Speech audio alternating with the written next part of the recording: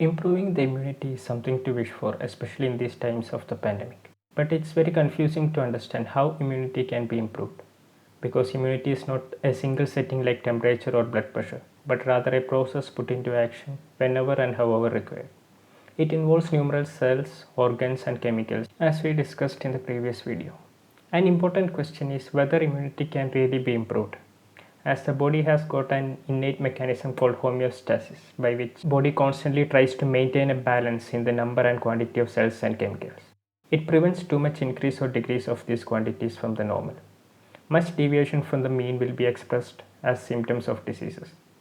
Also, improving the immunity should not necessarily mean increasing the immunity, because an increased immunity may cause allergies, eczema, or autoimmune diseases. Before we begin, we have to understand that to prevent the COVID-19, the only way is to maintain social distancing and hygiene. Although better immunity and general health may reduce the severity of the symptoms, it won't prevent you from becoming infected or being a silent carrier. What should happen for the immunity to be improved? As we learned, the contributing factors of immunity are a number of cells, mainly the white blood cells, most of which destroys the invading pathogens and cancer cells, while some other cells regulate their action. A large number of chemicals which regulate the cells and modulate the inflammation, and organs like spleen, thymus, liver, and bone marrow also plays part in the process. So we can assume that a better immune system should mean efficient production and maturation of the cells, timely activation of those cells during an infection, a good circulation of blood and lymph, and proper production and activation of a number of chemicals like cytokines in the right time. Most of these processes are controlled by genes, but indeed can be influenced. Let's see what scientific research has to say about that. Starting with the simplest of all, it has been scientifically proved that adequate sleep is necessary for proper immune function, among many other things. In one study, people were experimentally exposed to influenza virus after measuring the duration and quality of sleep. And it was found out that people who slept less than 7 hours were more susceptible to get common cold than who slept for 7 hours or more. A key mechanism of immunity is inflammation. While an inflammatory response is essential to initiate immune mechanism, too much of prolonged inflammation will reduce the body's capacity to fight pathogens. One independent scientific research found that proper sleep improves the inflammatory homeostasis, which will in turn optimize the immune system. The study also suggests that prolonged sleep deprivation can induce chronic low-grade inflammatory response in the body, leading to immune deficiency along with other diseases. So now we have one more reason to hit the bed in right time, and now one more reason to exercise. There are tons of evidence relating exercise to immunity. Researchers found that moderate exercise for less than 60 minutes in duration trigger mobilization of key immune cells and enhance their circulation. Also, moderate exercise has anti-inflammatory effect in the body. Routine exercise is also found to increase the alertness of body against different pathogens. One study found a direct reduction in upper respiratory tract infections in people who do regular moderate exercise. But most importantly, while studies support the benefits of moderate exercise, it's also well proven that excess training and physical or mental strain leads to immune dysfunction, inflammation, and oxidative stress. Studies show that heavy endurance training increases the risk of catching infections, even though the negative effects may reverse in around 1 or 2 weeks. So, being able to run a marathon won't keep you from getting infections. It's better to keep it moderate and enjoyable than tiring yourself out in the gym.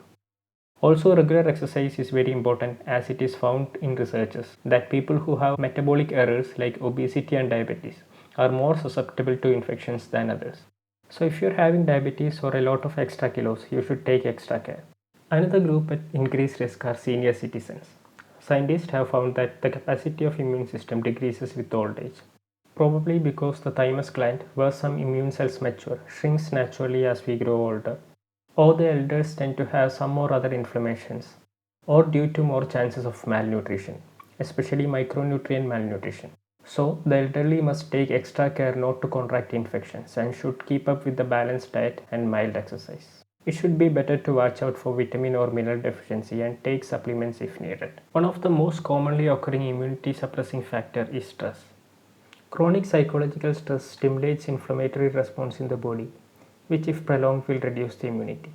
So relax and enjoy life as it is, so that you may not get sick easily. Now let's come to food. In food, we should give more priority to getting a balanced nutrition than including any specific items for immunity or any other reason. Malnutrition is one of the major causes of reduced immunity. And even in developed countries, despite the abundance of food, micronutrient malnutrition or the deficiency of some vitamins and minerals is a common issue because of the overuse of processed and fast food, and also due to conditions related to digestion and metabolism. These can directly affect the resistance to disease. What we can include in food are nutrients which are antioxidant and anti-inflammatory. Antioxidants do not really improve the immunity, but they reduce the damage to our cells and tissues caused by oxidation reactions and thereby help to maintain immunity and reduce the aging of immune system. Vitamins A, C and E and the minerals copper, zinc and selenium are antioxidant nutrients which we get from food. Another possible nutritional intervention is dietary nucleotides. Nucleotides are small building blocks of nucleic acids including DNA and RNA. Tissues like immune system cells which are fast dividing can be enhanced by the supply of nucleotides in diet. The most important thing we can do with our diet for immunity is to support our gut microbiome, which is the good bacteria living inside us. Numerous studies prove that the gut flora enhance the formation of new immune cells and cytokines. Also, the bacteria kind of train the immune cells. And to improve the good bacteria, the proven ways are intake of prebiotics and probiotics like fibrous food, more vegetables, yogurt, and reduction in consumption of fats and sugars. Deficiency of vitamins can cause immune deficit, so it's important to maintain normal vitamin levels. Vitamin C has been a superstar in areas of immunity and flu. Let's see what researchers has to say. A meta-analysis of various studies proved that the regular use of vitamin C did not prevent flu. It only reduced the duration of flu by 14% in adults and 18% in children. One benefit of vitamin C is that it's an antioxidant and it supports the action of vitamin E, which plays a greater role in immunity. Studies confirm that vitamin E, which is a powerful antioxidant, also prevents immunosuppression caused by different physiological factors. It also enhances the amount of antibodies produced against several diseases. More recent studies have revealed the importance of vitamin D in immunity. Vitamin D improves the production and activation of immune cells, acts as an anti-inflammatory agent, and prevents autoimmunity and cell damage caused by overactivity of immune cells. There are studies which found a higher rate of respiratory infections in people with vitamin D deficiency. Along with these vitamins, other trace elements like vitamin A, vitamin B complex, selenium, zinc, copper and iron in sufficient quantities are essential for antioxidant action and the sufficient production of immune cells and cytokines. As an adequate supply of vitamins and trace elements are important, you have to increase the variety of food and ensure a balanced nutrition. Multivitamin and trace element supplements can be considered if you suspect any deficiency. But it has to be noted that excess vitamins or minerals will not benefit in any way and may potentially cause bad effects. Everyone likes to eat some herbs and spices to improve the immunity. It would be interesting to see if there is any scientific evidence to support that. The most popular of the herbs is turmeric. Turmeric is an excellent anti-inflammatory and antioxidant herb. Most of the effects of turmeric comes from its active chemical called curcumin. Curcumin can reduce the production of inflammatory cytokines in the body and thereby reduce allergic reactions. It also reduces cell damage due to high antioxidant activity. Because of its strong anti-inflammatory potential, some scientists suggest that the overuse of curcuminoids may lead to immunosuppression and has cautioned against taking curcumin extract supplements. But using turmeric as a whole, as in cooking, seems good because there are beneficial chemicals other than curcumins in turmeric. These compounds improve the number of lymphocytes and stimulate the reticuloendothelial system, which are the first line of defense against invading pathogens. Also, we won't be able to overdose curcuminoids by using moderate amounts of turmeric in cooking because the bioavailability or the rate of absorption of curcumin from turmeric is very low. Ginger is another common spice having anti-inflammatory effects. It is beneficial in autoimmune conditions as it can suppress the overactivity of immune system. But there are no studies proving any direct immunity improving effects of raw ginger. However, there is evidence that ginger, which is dried in around 50 degrees Celsius, possesses capacity to enhance the immunity by improving the cytokine production, in contrast to raw or freeze-dried ginger. A meta-analysis in 2016 found garlic has some immunomodulatory effects. It regulates inflammatory proteins, enhances the action of T cells, and also has a positive effect on gut microbiome and cardiac health.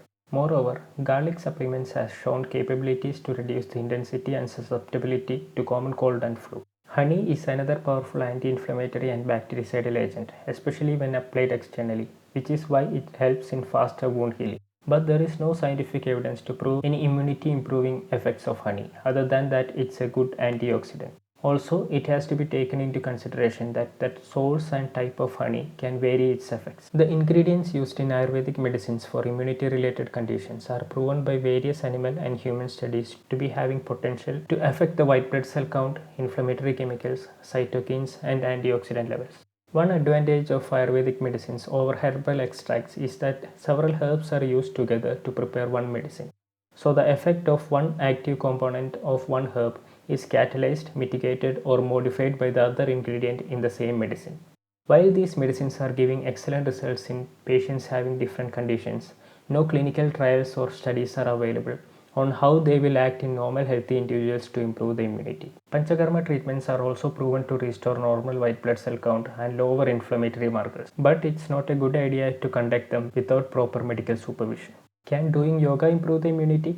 Well, we have discussed the benefits of exercise in immunity, and like any other exercise, yoga also has some anti-inflammatory effects. As a part of regular exercise, yoga can be helpful, but there is no evidence to prove any superior benefit in doing yoga. Also, aerobic exercises are more beneficial in immunity than static and stretching exercises. So, can we improve the immunity or not? Considering the very complex nature and involvement of numerous factors, immunity is a very tricky mechanism.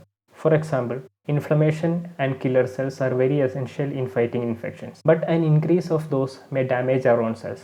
On the other hand, suppression of those factors will diminish the immune power. Numerous chemicals and cells interact to increase or decrease each other's effect by a feedback mechanism. So, a more correct term would be optimizing the immunity. We can optimize our immunity by avoiding immune compromising factors like chronic inflammation, stress, lack of sleep. We can avoid low immunity by taking balanced diet, ensuring sufficient supply of micronutrients and vitamins. We can enhance the resistance by improving the general health, doing regular moderate exercise, ensuring the health of the gut microbiota, and staying creative and happy. Also, make sure to address your health conditions with the help of qualified experts rather than taking internet advice.